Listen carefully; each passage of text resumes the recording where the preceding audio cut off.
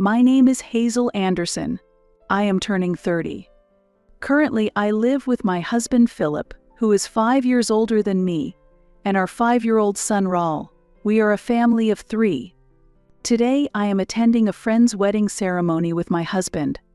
Though I call them friends, they are closer to my husband than to me, and I only know them by face. The ceremony is held in a first-class hotel, and I find myself captivated by its luxury. While my husband exchanged greetings with acquaintances at the venue, I went to the restroom for a bit.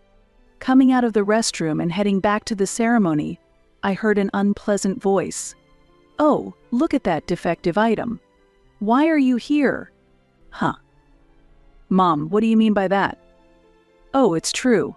Why is there a defective item here? We didn't invite them, did we?" I feel as if disdainful words are being exchanged around me. And they seem to be talking loudly on purpose. This is not just gossip, it is overtly offensive. However, no one addressed me directly. I don't want to associate with such rude people, so I quickly left the area. "Wait, you ugly thing. You can hear me, can't you?" I felt someone call out from behind, but I ignored it. My name is not you ugly thing. As I walked firmly down the corridor, the sound of hurried footsteps behind me startled me. They should have given up since I was ignoring them. Why would they embarrass themselves with such behavior? While I was pondering this, someone suddenly grabbed my arm. It appears that they had run after me. The grip on my arm was so tight that it was painful. "So, wait a minute, I'm telling you." I stared back at the woman who was shouting breathlessly and shook off her arm. She seemed not to expect such a reaction and staggered back with an exaggerated outcry. I felt that her frail behavior was pointless. "Julia, are you okay? Why are you being so violent?" Ignorance really is a problem. Another woman rushed over, supporting her while giving me a stern look. What's going on? Who might you be?" "Huh? Who might I be? Have you forgotten about me?" "Yes, it seems you are very self-centered and rude. Have we met before?" As I asked this, she raised her eyebrows in astonishment. "Huh? What are you talking about? Do you think you have the right to act like this? You, with just a high school diploma? If you say you've forgotten, I'll refresh your memory. I'm your sister, Julia. Hearing the name must jog your unfortunate mind. Right? And this is our mother. Can you really say you've forgotten your own mother?" Yes, maybe there was someone by that name around me in the past. I shook my head slightly. It's a waste of time to engage in serious dialogue with these people. Dissatisfied with my response, the 2 women showed even more anger. At that moment, 2 men hurried over. "What's going on here?" We could hear voices all the way over here. "Julia, are you done preparing?" "Oh, you're still in your regular clothes. You better hurry and change." "Dad, Daniel. This suspicious person has sneaked into our wedding. Please kick her out immediately." The woman claiming to be Julia pointed at me while shouting. Weren't they taught that it's not nice to point at people? The reactions of the 2 men who saw me were completely different.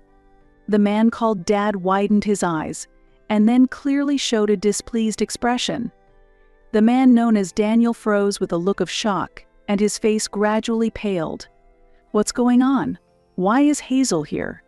To see her face on such a happy day. Exactly. She must have slipped in by mistake. It's unbearable. Hey, call the security, quickly. Wait a minute, what are you saying? Be careful with your words. This person is.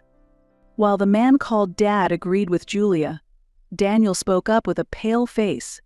Seeing this, I muttered quietly, You really know nothing.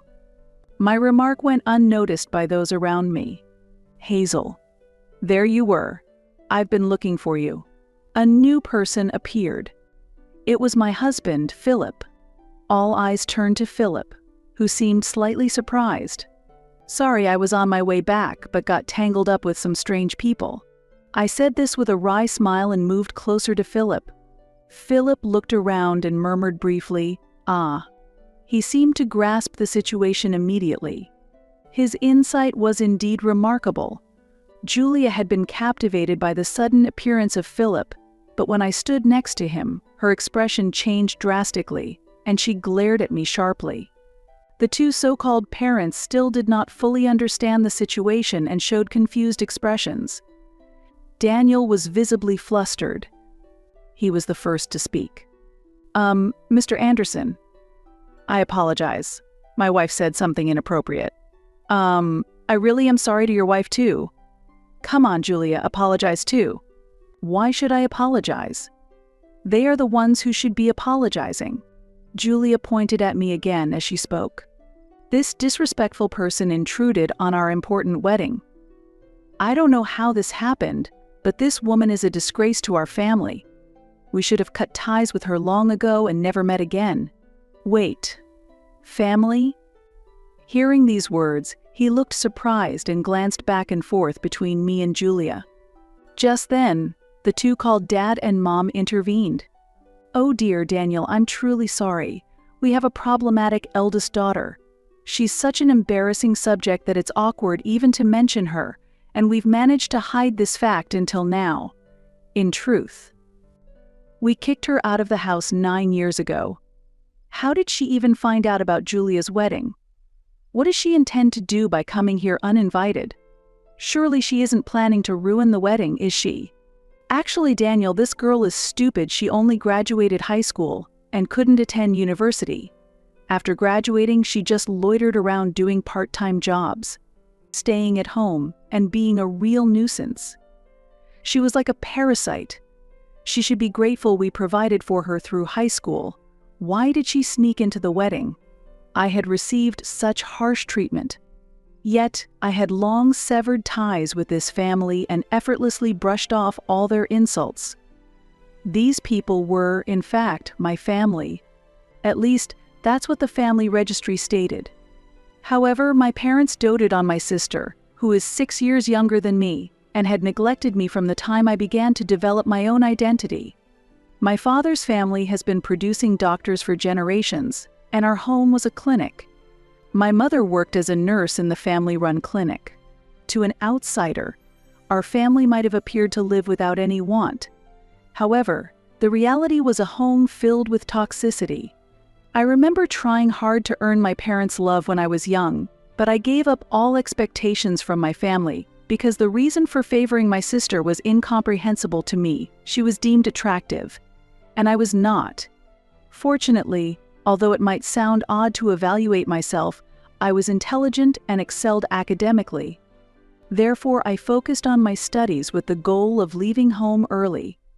During that time, I felt like I was acting the role of the defective elder sister in the family. Listen, I won't allow you to go to university. You are inherently a defect. There's no way you could get into university. Start working immediately after high school graduation, become independent, and contribute financially to the house. It's thanks to us that someone as unattractive as you could grow up at all. You owe us a debt of gratitude. That's right. You never seem grateful. As for college expenses, we might consider it for Julia, but there's not a single cent available for you. You will spend your life serving us. Even if you do get a job, it won't be anything significant. This is what my parents told me during my senior year of high school. By the way, this conversation was recorded at the time and has been preserved to this day. During my high school years, I recorded almost all of the verbal abuse and irrational behavior from my family. My sister Julia, seeing the consistent behavior of our parents, also scorned me and always tried to assert her dominance. I will become a doctor and take over Dad's job in the future. I'll work hard enough for the both of us, since my big sister can't. Oh, that's so nice to hear. Yes, learn from her failures and do your best. Don't worry, Julia, you can do it. Yes, we will support you fully. Unlike your sister, Julia, you are truly our pride. They would have these kinds of conversations blatantly in front of me. It was like something out of a play. After graduating high school, I worked various part-time jobs for about 3 years. I still lived at home, technically. They said I was a nuisance, but they wouldn't allow me to leave on my own terms because they wanted to use me as it suited them. However, I had secretly rented an apartment. Although my family continuously told me, "We won't forgive you if you do this. We won't allow you if you don't do that after becoming an adult," I realized I didn't need their permission anymore. Of course, there were complications like needing a guarantor for certain things. By the way, I intentionally reported less income from my part-time jobs, so the amount of money demanded by my family was minimal. Additionally, I began investing and gradually increased my savings. When Julia was preparing for her high school entrance exams, she used the convenient excuse that she couldn't concentrate with me around, and I was kicked out of the house. My parents seemed to assume I would eventually return, but for me it was a perfect opportunity to become independent. It must have been a surprise for them that I, who was belittled as incapable of doing anything on my own, didn't return. However, that soon became irrelevant to them. As far as my parents were concerned, having Julia was enough. 9 years have passed since then. While lost in thought alone, I overheard an escalating argument between Julia and a man named Daniel. In fact, today was their wedding day. So, they are now married. Though my sister's name might have been on the invitation, I took it as a mere coincidence and didn't give it much thought. My interest in this family had already faded. Why are you taking her side? I've been saying all along that she's suspicious. Just her being here spoils the mood. Kick her out quickly. Look, I've told you several times I invited these people to the wedding. You checked the invitations with me, right? They've already checked in. They're official guests. So apologize for what you said earlier. Daniel pleaded. It's worrying that such arguments are happening just before the wedding. At that moment, my father suddenly said with a surprised look, "Wait, isn't he the son of the head of Anderson General Hospital?" My mother also expressed surprise. Anderson General Hospital, the famous one? The son of the head doctor. My sister's husband, Julia, echoed their surprise. Amid these stares, Philip introduced himself. "Nice to meet you. I'm Philip Anderson. This is my wife, Hazel," and greeted them with a smile. Philip's parents are distinguished doctors who have managed a hospital for many years. Philip himself is being groomed as the talented heir apparent and is passionately studying medicine. Hearing this, my parents' eyes widened in amazement. Suddenly, my sister's husband intervened. "It's unbelievable, but to think that the wife of Dr. Anderson is my wife's sister. Can such a coincidence even be possible? That means we are relatives now?" he said, unable to hide his surprise. "Dr. Wells, I apologize for any trouble my son may have caused in the past," I continued, cutting off his remarks. "My sister's husband, Daniel Wells, is a doctor and works at a university hospital. I had just taken my son to him recently because he was feeling unwell. But that's the extent of our connection. Philip has had professional ties with doctors, and it seems that Wells respects Philip greatly. How's Raul feeling now? From what I diagnosed, he should start receiving treatment immediately. So I suggest you take him to get tested and hospitalized at my hospital." Daniel kindly made that offer, but I replied, "Actually, we've decided to see another doctor for a second opinion. It's important, you know." He couldn't hide his surprise at my response. It seemed that Daniel was attempting to treat my son as a special case, but I was uncomfortable with the idea of my child being seen as a profitable object. Therefore, I gently declined his offer with a smile. Suddenly, a mocking laugh echoed through the air. "Why are you behaving like that? Are you trying to compensate for being a high school graduate by marrying a doctor? Are you stupid? Marrying the heir of a large hospital doesn't elevate your own worth. Your education remains the same. And your thinking is too shallow. You really have a child? Poor kid, having you for a mother," Julia criticized. "Hey Julia, please stop. We're family. Why do you keep saying such things?" Daniel tried to mediate quickly. However, my sister glared at his words. She seemed unshakable in her righteousness. Suddenly, Philip spoke to me. "Hazel, are they really your family?" he asked doubtfully. "No, these people can no longer be called family. A real family wouldn't suddenly scold you for no reason, refuse to feed you just because you spilled a little food, would give me secondhand clothes found in a dumpster while laughing as they compare them to the high-end brands they give to my sister. They wouldn't throw away my study materials claiming you're too stupid to need them, or soak my textbooks with water to make them unusable. So, no. They are not my family anymore. True, a real family wouldn't strip you naked in the winter cold for not lending a book to your sister, or lock you in a hot shed in the summer.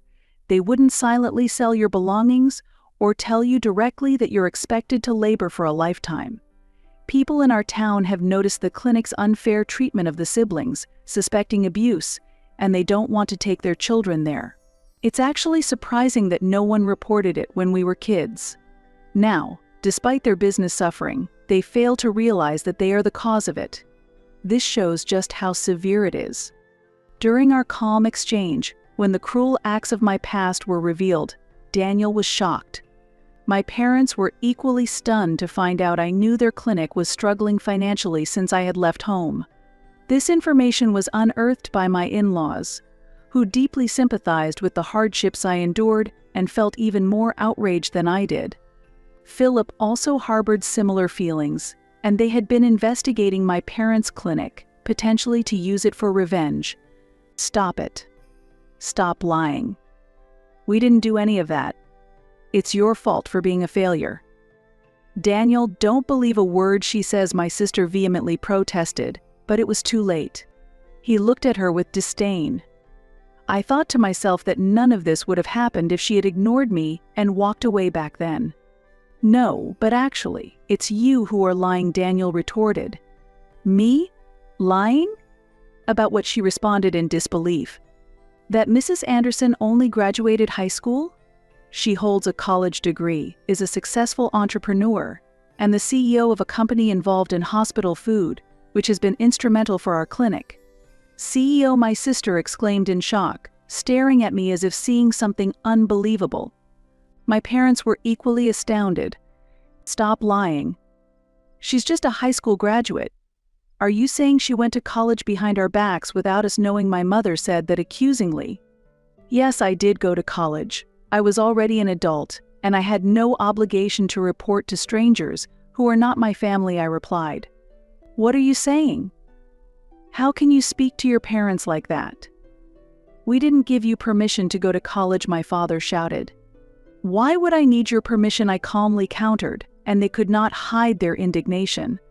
After high school, I worked various jobs and saved a considerable amount of money. I used part of these funds to pay for college tuition. There was still so much I wanted to learn and pursue. Living away from home, I enjoyed my freedom and was capable of anything. While in college, I started my own business. That's also when I met my current husband. Reflecting on this fills me with deep emotions. Meanwhile, my sister was mumbling something with a pale face. I can't believe it. I always thought she was the incapable and inept sister who couldn't do anything by herself, that she would die somewhere after being expelled. Despite all that, she graduated from college and is now a CEO and married to the heir of a major hospital. Why? I thought I would be the happier one. Why is she more successful than me? Why does she look happy? Why indeed? Maybe it's because despite being treated unfairly by our family, she never gave up and kept working hard. Maybe luck played a small role as well. After saying this, I looked back at my sister firmly. And then I revealed a shocking fact. By the way, I heard you dropped out of middle school. Is that true? This revelation completely shocked everyone around, including my former parents and Daniel. What? What are you suddenly talking about? Who dropped out of middle school? My sister countered, though I admired her bravery in doing so. I heard from a distant relative who has always been kind to us that after I left home, you overestimated your capabilities, thinking you could easily get into any prestigious school without studying. You went into the exam unprepared and ended up writing almost nothing. resulting in the expected failure. After that, you became unruly at home and were in a reclusive state for a long time, right? You only returned to society recently when our parents introduced Daniel as a suitable marriage partner for you, I explained. As I spoke, Daniel's expression grew increasingly stern, while my parents and sister turned pale. The relative who provided this information is a distant cousin of my father, known for his skill in gathering information. Despite having met only a few times during my childhood, he looked after me and even acted as my guarantor. What baseless things are you saying?" my sister protested, trembling, but I continued. "Actually, the claim that you work in medical administration is also false, isn't it? In reality, you don't have the qualifications and you're only handling menial tasks, not entrusted with any specialist duties. It's good that at least the minimum professional ethics are being maintained," I stated. "Stop it. Your words are filled with lies. All of it is false," she cried out. "Maybe so. What I heard was just a rumor after all. Whether you believe it or not is up to you," I responded. At that, my sister suddenly turned to Daniel, studying his expression intently. On his face were doubt, confusion, and clear disdain. "Julia, you previously told us that you graduated from a prestigious women's university, held qualifications, and were supporting your family's hospital. Are you saying all that was a lie? Falsifying academic credentials to deceive people is clearly fraudulent. Have you deceived me?" Daniel asked pointedly. "No, Daniel. Don't just take her word for it. You're my husband, you should trust me," she pleaded. "Then, please name even one professor from the university you claim to have graduated from," he challenged her directly. Clearly flustered, my sister struggled to respond. "That's not relevant right now." "Is it really not? Well, let's call a professor from the department you claim to have attended right now. This professor is also a family friend of our parents and has a very close relationship with our family," Daniel proposed, ready to unravel the truth once and for all. As he declared this, Daniel calmly picked up his smartphone. "Please stop. That's not necessary. Daniel, if you trust me, that's enough." Oops! Suddenly, Julia snatched the smartphone from Daniel's hand and forcefully slammed it onto the floor. "There's no need to check, just believe me." Driven by anger, Julia slammed the phone to the floor and then mercilessly stomped on it multiple times with her high heels, completely destroying it. Her expression at that moment was distorted with rage, resembling the face of a monster. This scene greatly shocked Daniel, and the people around were stunned by her sudden action. My parents tried to calm Julia down, but her anger seemed not easily subdued. The commotion caught the attention of other guests and the venue's staff, who gathered around with concerned looks. The venue momentarily descended into chaos, with a very intense disturbance unfolding. Despite being there, I felt as if it were happening to someone else. I could no longer feel a familial connection with my sister or those present. For me, my family now consists only of my husband and son. "Shall we go home? I think we've done our duty here," I suggested to my husband. Philip looked a bit surprised and asked, "Are we finishing up already, Hazel?" I replied with a calm smile. "It's okay. Let's go home. Oh, and let's stop by the cake shop at this hotel on the way back and buy some delicious cake. There's one that's been very popular recently." "Hey, that sounds like a good idea. Let's pick up a cake on the way home." Philip agreed, and we left the venue with a light laugh. Later, I heard that Daniel was involved in a lawsuit for making false diagnoses to patients and charging excessive medical fees. Following this, my former parents, finding themselves in a dire situation, sought my support. However, they did not know my current contact information and ultimately showed up at the hospital where my husband works, wanting to see us. "So, she's the daughter-in-law of the hospital heir. She is our daughter, please let us see her right away. Contacting the son of the hospital director should solve this problem instantly. We are really in trouble. We need her to repay the kindness we raised her with. We are family. So it's only natural to seek help." That's right. Honestly, I never thought she would be so useful, but it pays to raise them, doesn't it? I never imagined she would find a more suitable partner than Julia. We are now in-laws with the son of the hospital director, so it's natural for us to seek support. They proclaimed this loudly at the reception, causing quite a stir. However, it was not my husband or I who responded, but rather, coincidentally, my parents-in-law. They, with a stern look, firmly asked my parents, "What business do you have with our daughter?" My parents were unsettled by this stern response, literally froze on the spot, and quickly left the scene. They tried to contact us several times afterward, but because they did not focus on resolving their own business issues, their hospital eventually had to close. When I received news of the closure, I felt no particular emotion. Instead, I felt a sense of relief that they had reaped what they sowed. I thought it was one of the most refreshing moments. Later, I heard that Julia and Daniel had gotten divorced. It was astonishing that their marriage had lasted even a few months. The lawsuit Daniel was involved in and his subsequent dismissal from the hospital probably dealt a fatal blow to their relationship. Julia seemed determined to surpass my happiness and find greater joy, but she continued to make poor choices in the process. As her first step, she secretly started having an affair with a much older, married doctor, hoping to find a more advantageous position for herself. However, this affair soon came to light and escalated into a significant issue when the doctor's wife demanded compensation. Desperate, she sought help from her parents to resolve the situation, but they quickly disowned her, labeling her a disgrace to the family. I have no certain information about what happened to her afterward, but she had failed her high school entrance exams and as a result, had lived reclusively at home for a long time. Living a life isolated from society, she unknowingly started working in the night world, facing hardships that eventually led to health issues and ultimately homelessness. Hearing these stories, my interest in her gradually diminished. Meanwhile, as retirement approaches, my former parents struggle to find positions as doctors or nurses, but it seems no hospital will accept them due to their long-standing bad reputation. This is likely a consequence of their ruthless treatment of me in the past. Now, they are no more than people from my past, and I no longer have the capacity to devote time to thinking about them.